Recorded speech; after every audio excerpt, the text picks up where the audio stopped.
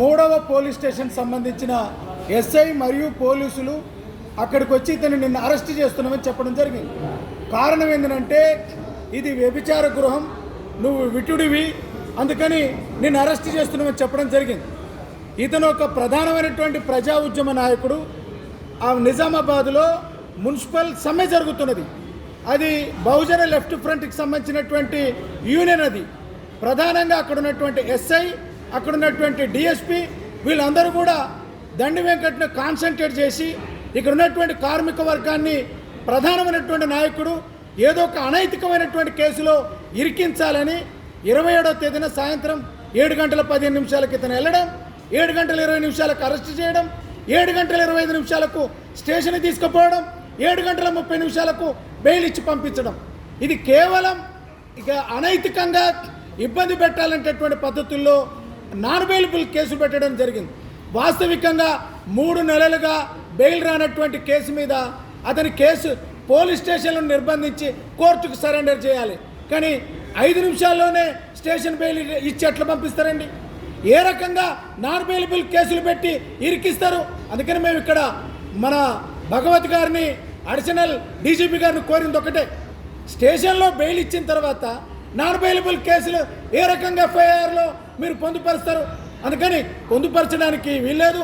ఆకు కందని పోకకు పొందని పద్ధతుల్లో మీ పోలీసు కుట్రపూరితంగా కావాలని పొలిటికల్గా డిక్రీజ్ చేయాలనేటటువంటి పద్ధతుల్లో మీరు వ్యవహరిస్తున్నారు.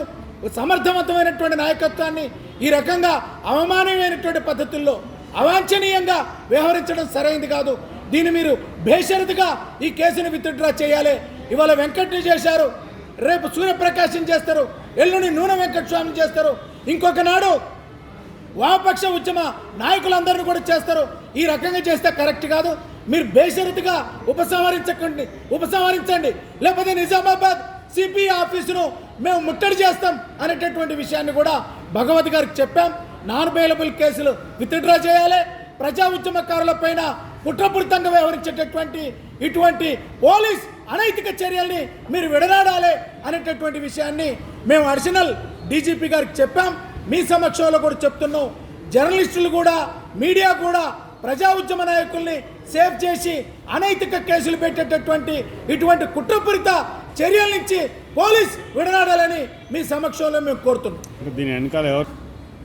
కాంగ్రెస్, అట్లాగే మున్సిపల్ సంబంధించినటువంటి అధికారులు ఈ జరిగేటటువంటి కార్మిక ఉద్యమాలను అణిచివేయాలని అంటే లీడర్షిప్ను డిస్కరేజ్ చేస్తే సరిపోద్దని కుట్ర.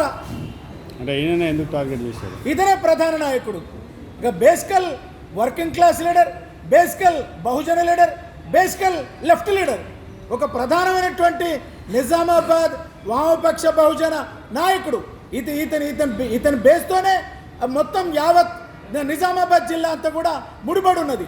అట్లాగే తెలంగాణ రాష్ట్ర బిఎల్ఎఫ్ మూవ్మెంట్ కూడా ఒక వెన్నెముకలాగా ఉన్నాడు. ఇతను ఇచ్చేస్తే బ్రేక్ అయిపోద్ది కదా అనేది పోలీసు యొక్క టార్గెట్.